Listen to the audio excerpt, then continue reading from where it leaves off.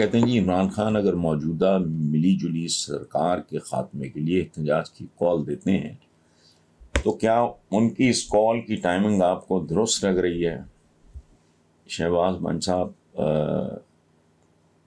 वो जो क्या कहते हैं, अभी तो पार्टी शुरू हुई है, अभी तो खेल शुरू हुआ है, इसको ज़रा चलने दें, लोग इनको गिरेबानों से पकड़ के खींच लेंगे। तो मेरा ज़ाती ख्याल ये है कि अपने पे इल्ज़ाम लेने की क्या ज़रूरत है, क्योंकि फिर पता नहीं बात कहाँ से कहाँ चली जाए। अभी रिसेंटली आज मैं पढ़ रहा था, वर्ल्ड बैंक का कहना है कि पूरी दुनिया पे क्रंच आएगा क्या है, उन्होंने कहा आएगा, मज़ीद आएगा, लेकिन तरक्की पजीर मुल्कों की सूरत हाल बहुत ख़तरनाक होगी। आज की बात कर रहा हूँ, तरक्की पजीर वो हम जैसों का है नहीं, वो तो वहाँ पहुँच गई हैं वो सिविलाइजेशंस कि वो पहले जिसको बास्टर्ड कहते थे, वो उसको पहले जिसको मजदूर कहते थे उसको वो कहते हैं स्पेशल चाइल्ड या स्पेशल पर्सन, तो सिंगल पेरेंट चाइल्ड कह देते हैं, बास्टर्ड नहीं कहते किसी को। इस तरह बहुत सी, वो तो प्रोस्टिट्यूट को तवाइफ नहीं कहते, एस्कॉट कह देंगे, कॉल गर्ल पहले कहते थे, अब इस तरह की और टर्म्स आ गई हैं। तो पहले हमें थर्ड वर्ल्ड कहते थे तो वो ज़रा घटिया लगता था, अब उन्होंने तरक्की पजीर बस ज़रा हमें थोड़ा अपग्रेड कर दिया, हम जैसे भूख मारे कर्जों के मारे मुल्कों को। तो ये तो वर्ल्ड बैंक का कहना है। तो इमरान को क्या, लोगों को और मजीद क्रंच बर्दाश्त करें, उसके बाद वो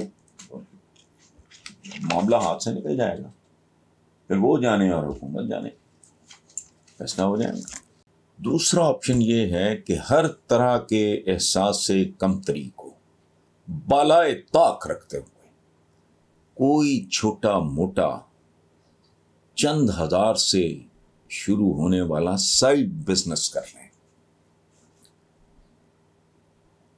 उसकी वजह है, मैं आपको आपका अपना ज़ाती तजर्बा शेयर कर रहा हूँ।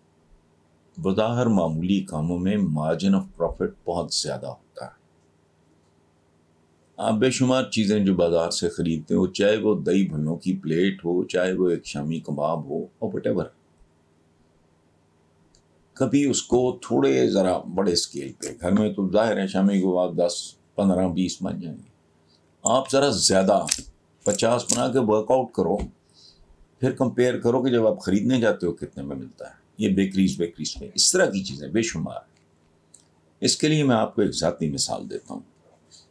ये बात मैं कई बार कर चुका हूँ, कॉलम्स में भी लिख चुका हूँ, उसकी तफसीलात भी दे चुका हूँ, और उसके पीछे वजह सिर्फ ये होती है कि मैं यूथ को इस सिलसिले में इंस्पायर करूँ, उन्हें मोटिवेट करूँ, उन्हें तगड़ा करूँ कि हालात के जबर का मुकाबला करने के लिए सबसे पहला छुटकारा जो पाना होता है वो होता है एहसास से कमतरी से निकलना।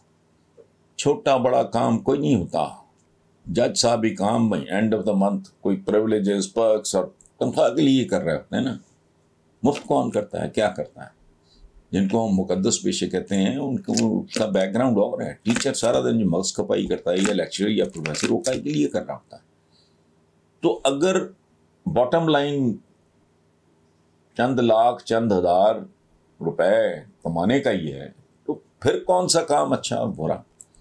बुरे काम और तरह के होते हैं। मैं आपको जो ज़ाती मिसाल देने लगा हूँ, मैं जब यूनिवर्सिटी से फारिग हुआ तो मेरे वालिद अल्लाह बख्शे बहुत ही खूबसूरत, बड़े स्टाइलिश, बहुत वेल ड्रेस्ड आदमी, हाईली एजुकेटेड। इंतहा ये है कि उनकी जो बड़ी बहनें थी पाकिस्तान बनने से पहले कनेट कॉलेज से पढ़ी हुई थी, तो तालीम हमारे घराने में बहुत। इसके बावजूद उन्होंने मुझे मजबूर किया सिविल सर्विस की तैयारी के लिए। I refused. बात ज़रा आगे गई, मैंने घर छोड़ दिया। पंजाब यूनिवर्सिटी के हॉस्टल नंबर 1 में मैं रहता था और वहाँ गया था as an undergraduate honour student. 4 साल से ज़्यादा बाहर रहा और शहजादों की तरह ज़िंदगी गुजारी। लेकिन जब घर से इख्तलाफ के बाद, मैं पहले भी कह चुका हूँ कि इख्तराम और इख्तलाफ तो अलग बात है। जब मैं लाहौर आया तो मैं अपना एक दोस्त सफदर सईद, बहुत प्यारा, अल्लाह बख्शे, उसकी भी डेथ हो गई चंद साल पहले, उससे पैसे लिए उधार, उससे कपड़े लिए, उसकी घड़ी उतरवाई, अपनी घड़ी, अपने कपड़े जो बनते थे वो दे के अपनी अम्मी अल्लाह बख्शे, उनको मैंने कहा कि मैं आता रहूँगा लेकिन मैं घर छोड़ के जा रहा हूँ, मैंने वो करना है जो मैं करना चाह रहा हूँ। वो क्या था? राइटर बनने का ख्वाब था। उस ज़माने में फ़िल्म का बहुत ग्लैमर था, रियाज शाहिद, ये शान के वाले, बड़ा इनका ग्लैमर, यानी वो एक्टर्स के नाम बाद में होते थे, इनसे भी पहले अनवर कमाल पाशा, इस तरह के लोग थे। तो बस उम्र मेरी छोटी थी, आई वाज ओनली 21। अच्छा, यहाँ कुछ देर मेरा एक दोस्त औसत जैदी, उसके घर टिका। 2-3 हफ्तों के बाद मैंने कहा भाई आई हैव डिसाइडेड क्या करना है। कहता क्या? मैंने कहा मॉडल टाउन में, मॉडल टाउन अड्डा कहलाता था उस वक्त, जहाँ वो जिलानी पार्क है आज। ये पिछले दिनों मेरे वो दोस्त भी शामिल थे उस प्रोग्राम में जो किया किसी प्राइवेट चैनल ने, तो वो उसकी चीख निकली, कहता है तेरे बाप ने भी कभी दही भल्ले बनाए? मैं हंस पड़ा। मैंने कहा नहीं यार, मैंने ये तूने तो नहीं बनाने, यहाँ कोई सर्वेंट क्वार्टर में लूँगा रेंट पे, वही लिया, उसमें सारी तैयारी, कारीगर ढूंढा दही भल्लों का, छोटे वोटे वो अपने साथ ले आया, साथ में उनके काम करता है। शाम को रेडी लगती थी कहाँ? मॉडल टाउन अड्डे पे। अब चूंकि मॉडल टाउन में बहुत सारे नए लोग आ गए, वरना मॉडल टाउन के हर बंदे को पता था। और घरों के दरवाजे खोल तो कोई कॉम्प्लेक्स स्ट्रेंज, मेरी मिसालें घरों में दी जाने लगी। यंग बॉय, पढ़ा लिखा लड़का, लाइन लग गई लोगों की, अपनी मिसाल।